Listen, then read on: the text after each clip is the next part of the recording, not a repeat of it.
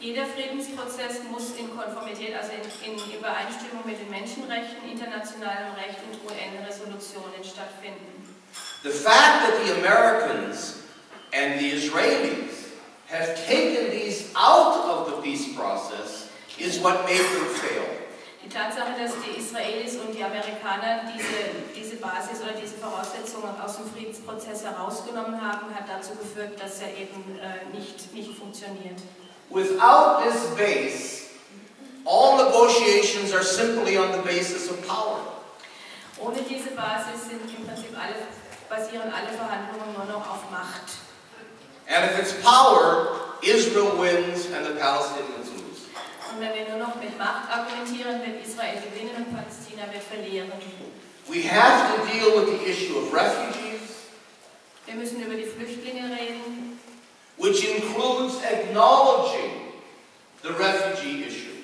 Das bedeutet eben, dass wir auch anerkennen, dass es das Flüchtlingsproblem gibt. Which is why the Nakba exhibit here is so important. Deshalb ist die Nakba-Ausstellung, die wir hier gerade durchführen, so wichtig. There also has to be a regional approach to the conflict. Es muss auch eine regionale Annäherung an den Konflikt geben. Israel-Palestine alone is too small a unit to resolve the conflict. Israel-Palästina alleine als Einheit ist zu klein, um den Konflikt zu lösen. Issues like water, Themen wie Wasser, refugees, Flüchtlinge, security, Sicherheit, economic development, wirtschaftliche Entwicklung. These are all regional issues, not local. Das sind alles regionale Themen und keine ganz örtlichen. And finally, of course, everybody's security concerns have to be addressed. Und außerdem müssen von jedermann die Sicherheitsanforderungen bzw. Sicherheitsbedürfnisse auch berücksichtigt werden. So don't be pro-Israel or pro-Palestinian. Also sind wir nicht pro-Israel oder pro-Palästina. Be pro-human rights and pro-international law. Wir müssen für Menschenrechte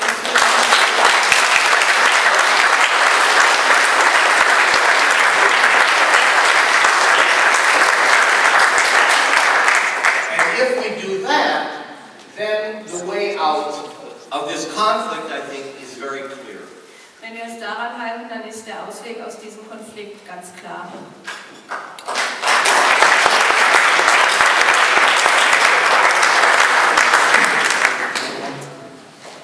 Also, wenn etwas in allen Referaten erwähnt wurde, und jetzt nochmal so schön von Professor Halper wiederholt wurde, nämlich, dass es hier um die Einhaltung von internationalem Recht, Menschenrechten, UNO-Resolutionen, den vielen UNO-Resolutionen, die immer wieder auf Papier gebracht wurden, aber selten eingehalten wurden.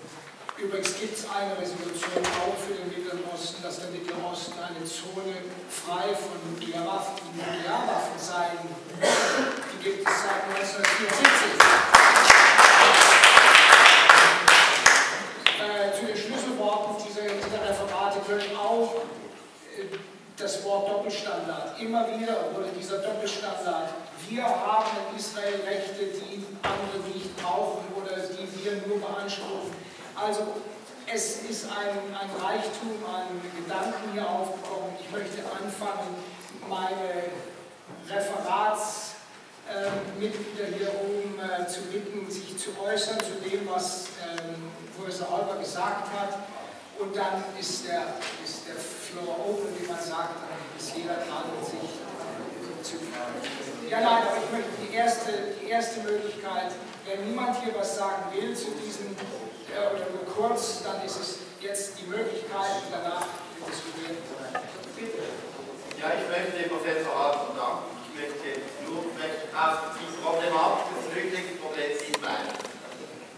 Als ich in Palästina zweimal war, ich habe so viel mit denen gehört. Und ich, wenn ich mit Palästinensern diskutiere, ist mir aufgefallen, dass für die Palästinenser bei den bekannten Forderungen Grenzen 242 Ost-Jerusalem als Hauptstadt, das Rückkehrrecht eigentlich die wichtigste Forderung ist, was uns ja eigentlich erstaunt.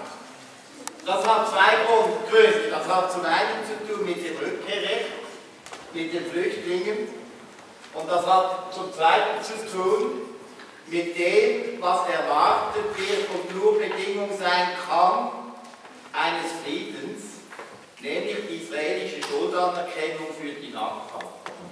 Und das heißt, für mich ist klar, es gibt eine unabdingbare Kopplung zwischen Rückkehrrecht und, wie das De Gaulle gesagt hat, dem Frieden der Tapferen.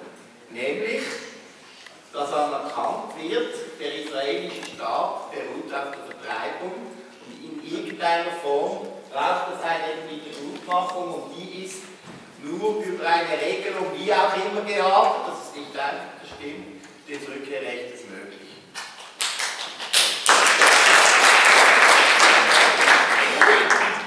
Gibt es andere, wollten Sie noch was dazu sagen? Oder aufhören?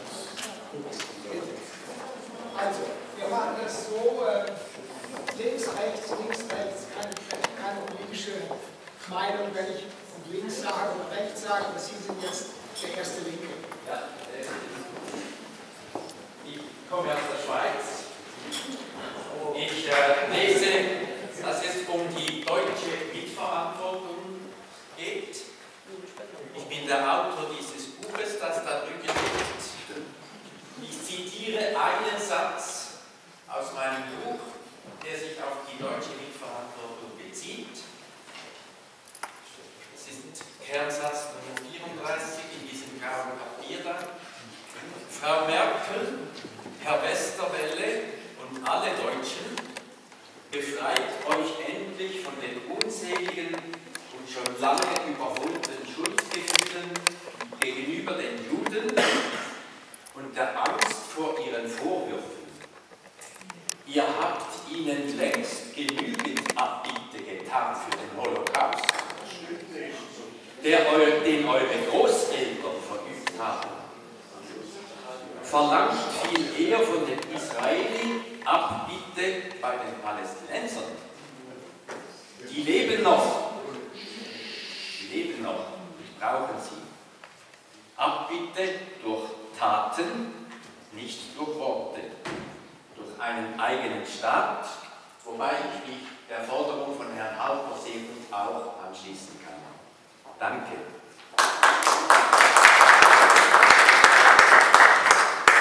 Ich möchte noch mal kurz darauf hinweisen, dass wir hier gerne eine schöne Gesprächskultur haben wollen, wenn man irgendwelche Gegenargumente hat zu etwas, was gesagt wird, kann man das tun, nachdem der andere zu Ende gesprochen hat.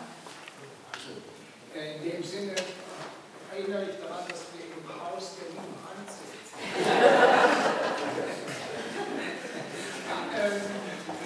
Ich glaube, wir wollen jetzt nicht dieses kontroverse Thema, Sie haben es gehört, was Herr Rudolph gesagt hat, sein Buch ist auch dort, er hat mir gerade zugeflüstert, das ist ein gutes Buch, das müssen Sie sich anschauen, also vielleicht wollen Sie sich das anschauen, aber weitere Kommentare, konstruktive bitte oder andere. Bitte. Ja. An die Grünen der Schweiz. Warum können Sie nicht bei Ihnen anfangen, das heißt Ihre deutschen Kollegen, einmal anzusprechen, warum die so ganz anders sind? Wenn zum Beispiel Frau Kerstin Müller, wie gerade geschehen, einen kritischen, sehr guten Brief geschrieben hat, abgewatscht wird von der jüdischen Gemeindevorsitzenden in Berlin, daraufhin sagt, sobald jetzt etwas über Gaza, also ein Problem, speziell jüdisches Problem, Gaza ist also ein speziell jüdisches Problem inzwischen, werde ich vorher immer mit Ihnen in Kontakt treten und werde Sie vorher benachrichtigen.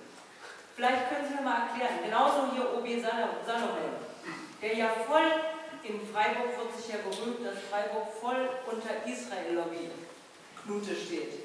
Das sind alles Probleme, die unsere Zivilgesellschaft nicht mehr lösen kann. Das sage ich jetzt als politisch interessierte Bürgerin.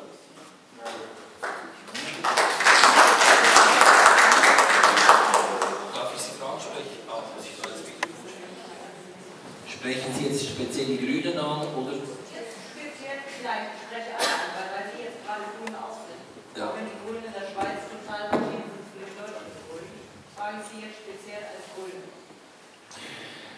Also ich habe versucht, das vorher ein bisschen auszuführen. Ich denke, als erstes muss ich sagen, grün ist nicht grün. Die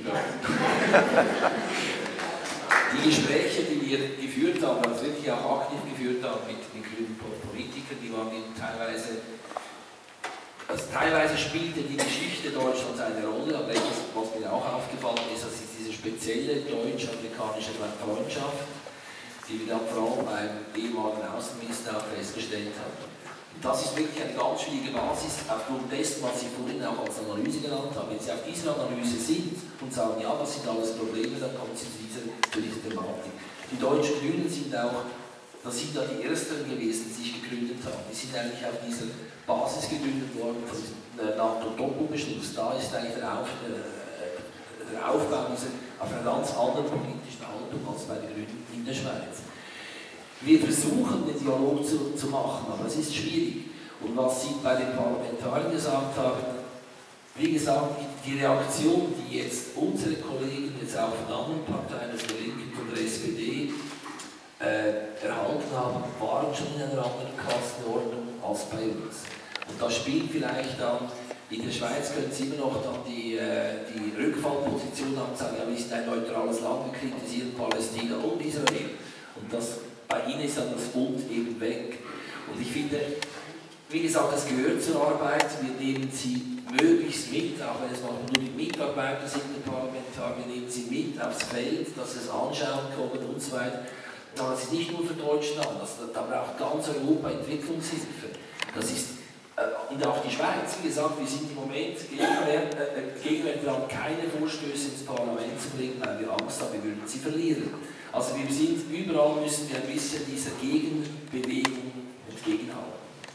Also, dann frage ich Sie, was sollen wir als Zivilgesellschaft erreichen, wenn Sie als Parlamentarier, also als Opposition gewählt sind?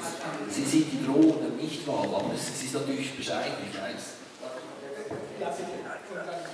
Also ich glaube, es gibt schon einen Unterschied, wenn ich den Fall Möllemann anschaue. Ich meine, man kann sagen, da hat ja halten können, was man will, aber wenn man sieht, weswegen er abgestraft wurde, sorry, ich würde das wiederholen.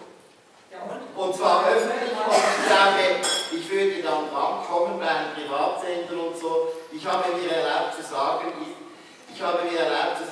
die Schurkenstaat-Theorie aufstellen, müssen sich gewähren, dass Israel alle Bedingungen des Schurkenstaates erfüllt.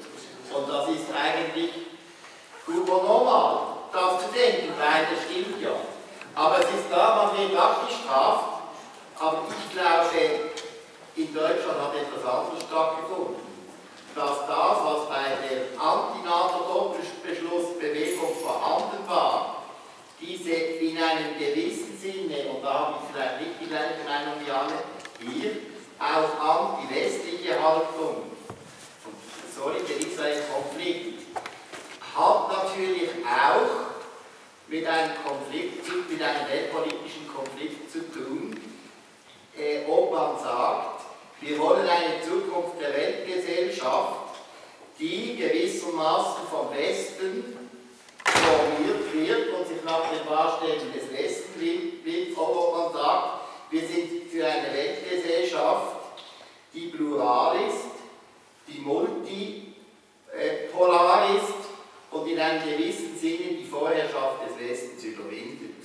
Und das muss natürlich gekoppelt sein. Und da habe ich das Gefühl, dass durch den Einfluss von Leuten wie Konvent, Joschka Fischer und anderen, die schriebste ist gleich Frau Roth, dass die Grünen sind natürlich heute im westlichen Mainstream. Und das würde ich sagen, unterscheidet uns. Aber wir sind natürlich auch gespalten in dieser Frage. Und wir müssen eben den Feind breiter führen. Ich glaube, ich gebe Herrn Hartmann schon recht, dass das Völkerrecht ist der Anknüpfungspunkt. Aber am Schluss zählt natürlich nicht nur das, es zählt auch die Frage, aber kennen wir das Völkerrecht so weit, dass wir sagen, es ist das Recht der Palästinenserinnen und Palästinenser,